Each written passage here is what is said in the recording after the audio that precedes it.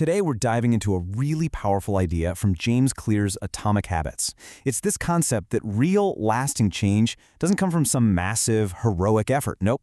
It comes from tiny, 1% improvements that over time compound into absolutely extraordinary results.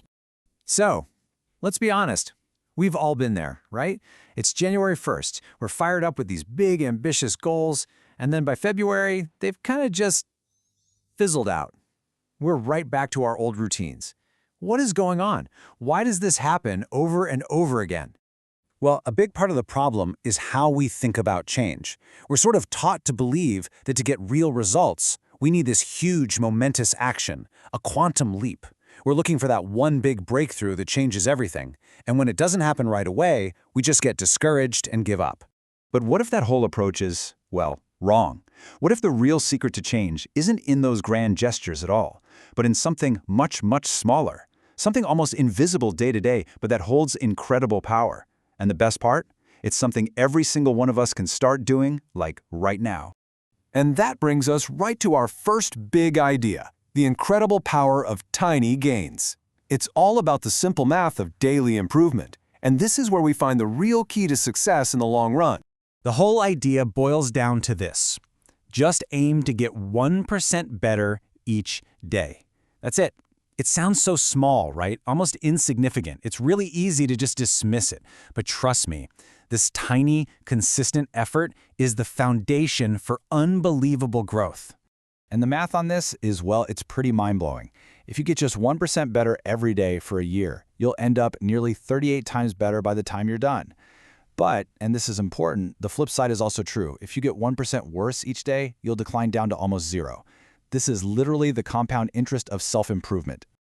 Now, this also explains why it's so easy to quit. We put in the work, but we don't see results right away. This early phase where you're making progress, but the results haven't shown up yet, is what James Clear calls the plateau of latent potential. Think of it like an ice cube heating up. Nothing seems to happen until it hits that melting point.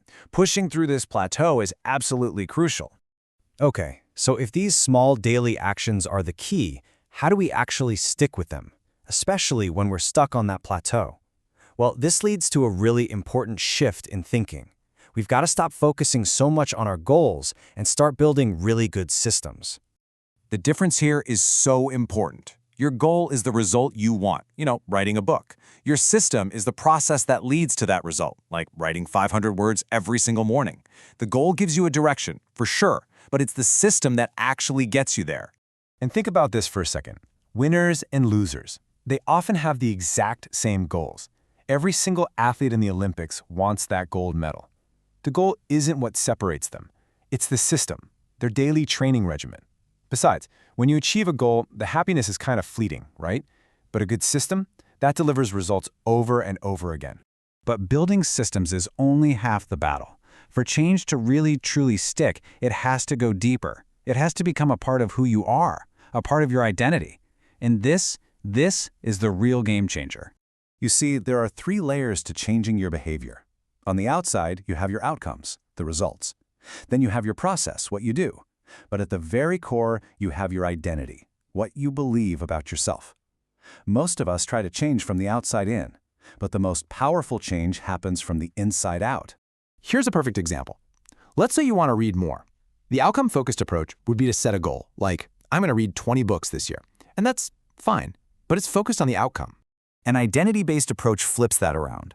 The goal is no longer just to read a book. The goal is to become a reader. See the difference? It's not about running a marathon. It's about becoming a runner.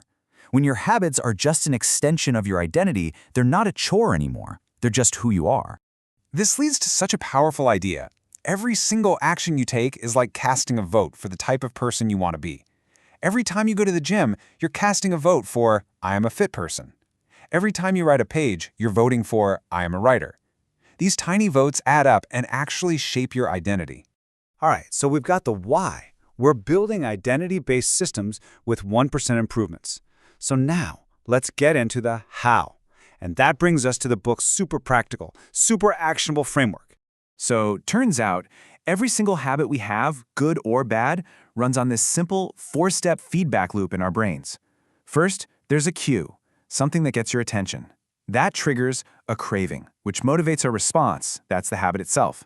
And finally, you get a reward, which satisfies the craving and tells your brain, hey, let's do that again. So if we want to build better habits, we just need to hack this loop. And that's where the 4 laws of behavior change come in. To build a good habit, we need to make the cue obvious, the craving attractive, the response easy, and the reward satisfying. Simple. And here are some real-world ways to do it. To make it obvious, design your environment. Put your running shoes right by the front door. To make it attractive, try something called temptation bundling. Pair something you want to do with something you need to do, like only listening to your favorite podcast while you're exercising. To make it easy, use the 2-minute rule. Just scale any new habit down so it takes less than 2 minutes to start. And to make it satisfying, get a habit tracker and enjoy the sweet satisfaction of checking off that box every day.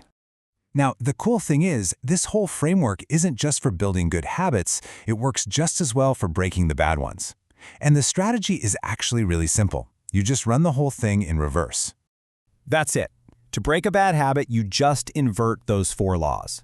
Instead of making it obvious, attractive, easy, and satisfying, you're going to flip the script and do the exact opposite. You want to make it as unappealing as possible. So here's how it looks. To break a bad habit, you want to make it invisible, unattractive, difficult, and unsatisfying. So trying to stop scrolling on your phone so much? Make the apps invisible by moving them off your home screen. Make it difficult by logging out every time you use them. Want to stop eating junk food? Make it invisible by not having it in the house. The goal is to add as much friction as possible to your bad habits and remove it from your good ones. And in the end, it all comes back to this one idea. Your small daily habits are the votes you cast for who you are and who you want to be. You don't need a massive, life-altering plan for tomorrow. You just need one tiny step today. So I'll leave you with this question. What is the 1% change you can make today to cast a vote for the person you truly want to become?